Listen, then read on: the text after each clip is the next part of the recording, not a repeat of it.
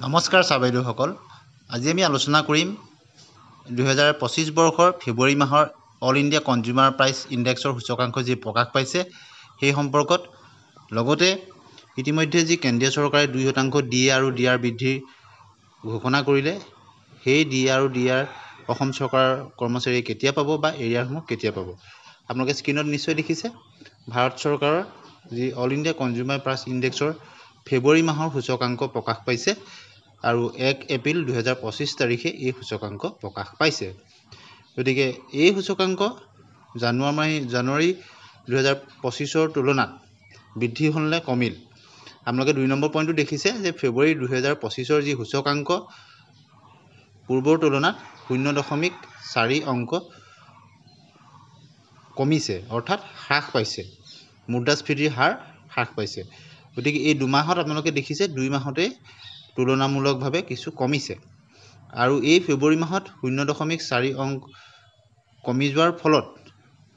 এতিয়া ডিএ ফেব্ৰুৱাৰী মাহলৈকে কিমান শতাংশ বৃদ্ধি হ'ল আৰু কোনটো কমোডিটিত কিমান বৃদ্ধি হৈছে কোনটো তুলনামূলকভাৱে কম হৈছে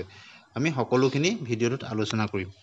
আৰু লগতে আপোনালোকে জানে যে অসম চৰকাৰৰ 2% যি ডিএ আৰু ডিআৰ কেন্দ্ৰীয় চৰকাৰে ঘোষণা কৰিলে 55% লৈ বৃদ্ধি হ'ল কেতিয়াকৈ পাব বহুতে কমেন্ট সেকশন সুধিছে যেহেতু পঞ্চায়ত নিৰ্বাচন ঘোষণা হ'ল এতিয়া কোনো উন্নয়নমূলক কামৰ ঘোষণা কৰিব নোৱাৰে গতিকে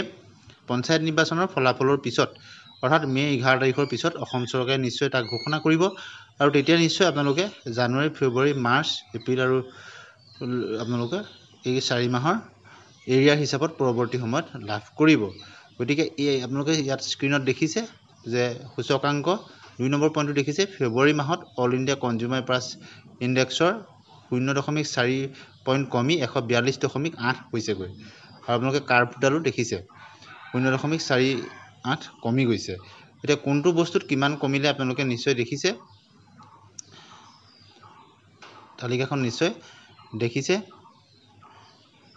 জানুৱাৰী আৰু ফেব্ৰুৱাৰী তুলনামূলক হেৰি দিয়া হৈছে কোনোটো কমোডিটিজ কমিছে আৰু প্ৰায়বিলাকত বাঢ়িছে অলপ হ'লেও কিন্তু দুই এটাত কমিছেও অৰ্থাৎ মুদ্ৰাস্ফীতিৰ হাৰ যেটো আপোনালোকে দেখিছে জানুৱাৰীত আছিল 143.2 সূচকাংক আৰু এতিয়া ফেব্ৰুৱাৰীত হৈছেগৈ 142.8 অৰ্থাৎ 0.4 সূচকাংক কমি গ'ল গতিকে এনেদৰে কমি যোৱাৰ ফলত এতিয়া ফেব্ৰুৱাৰীলৈকে কিমান হৈছেগে যেটো জুলাইত ডি আৰু ডিআৰ আকৌ ঘোষণা হ'ব প্ৰথমটো ইতিমধ্যে ঘোষণা হৈছে জানুৱাৰী ফেব্ৰুৱাৰী মাৰ্চ এপ্ৰিল মে এনেদৰে হৈ পেলাই জুলাইত পুনৰ ঘোষণা হ'ব 25 চনৰ দ্বিতীয়টো ডি আৰু ডিআৰ গতিকে ফেব্ৰুৱাৰী মাহলৈকে এইখিনি বহাৰ দুটা হৈ এতিয়ালৈকে কিমান হৈছেগৈ হেতু আমি চাম আপোনালোকে ভিডিঅ'টো স্কিপ নকৰিব অতি গুৰুত্বপূৰ্ণ যেহেতু দুটা ইনফৰমেশন আমি একেলগে শেয়াৰ কৰিছো প্ৰথমটো হৈছে যেটো কেন্দ্ৰীয় চৰকাৰে ঘোষণা কৰা 55% লৈকে বৃদ্ধি দিয়ে দিয়াৰ কথাটো হেতু যেহেতু পঞ্চায়তৰ নিয়ম অধিসূচনা জাৰি হ'ল এতিয়া এইবিলাক ঘোষণা কৰিব নোৱাৰে গতিকে পঞ্চায়ত নিৰ্বাচনৰ ফলাফলৰ পিছত নিশ্চয় অসম চৰকাৰে তাৰ ঘোষণা কৰিব আৰু পৰৱৰ্তী সময়ত আপোনালোকে এৰিয়া হিচাপে লাভ কৰিব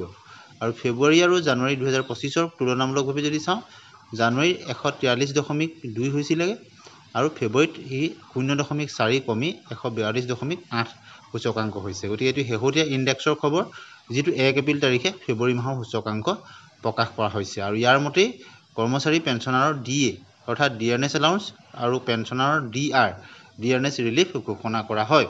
আপোনালোকে নিশ্চয় দেখিলে গতিকে কি কাৰণে কমিছে আৰু এতিয়া আপোনালোকে ইয়াৰ যেটো ক্যালকুলেটৰত আপোনালোকে দেখিব ডিসেম্বৰলৈকে 55.99 হৈছিলে হেমতে এতিয়া 55% লৈকে দিয়ে ঘোষণা কৰিলে আৰু এতিয়া যদি জানুৱাৰী আৰু ফেব্ৰুৱাৰী চোৱা যায় মাত্ৰ 1% বৃদ্ধি হৈছে অৰ্থাৎ 56.72 হৈছে এতিয়া 55% লৈকে কেন্দ্ৰীয় চৰকাৰে ঘোষণা কৰিলে এতিয়া জানুৱাৰী ফেব্ৰুৱাৰী মিলাই পুনৰ 1% বৃদ্ধি হৈছে অৰ্থাৎ 56.72 হৈছেগৈ মাত্ৰ দুমাহত 1% বৃদ্ধি হৈছে মাৰ্চ এপ্ৰিল আৰু মে 3 মাহৰ আহিবলৈ বাকি আছে গতিকে এই 3 মাহত যদি সূচকাংকটো বৃদ্ধি পায় তেতিয়া অন্তত 3% লৈকে যাবগৈ নহলে পুনৰ আগৰ দৰে পুনৰ 2% হে বৃদ্ধি হ'ব যেটো বহু কম বৃদ্ধি হৈছিল গতিকে এই অল ইণ্ডিয়া কনজিউমাৰ প্ৰাইচ ইণ্ডেক্সৰ পৰৱৰ্তী 3 মাহ মাৰ্চ এপ্ৰিল আৰু মে মাহৰ সূচকাংক নিৰ্ধাৰণ কৰিব যে পৰৱৰ্তী জুলাইত দিবলগীয়া ডিআৰ কিমান শতাংশ বৃদ্ধি পাব গতিকে যেহেতু এতিয়া 55% লৈ বৃদ্ধি হ'ল কেন্দ্ৰীয় চৰকাৰ কৰ্মচাৰীৰ ক্ষেত্ৰত গতিকে পৰৱৰ্তী তিনি মাহৰ সূচকাংশই নিৰ্ধাৰণ কৰিব কিমান বৃদ্ধি পাব।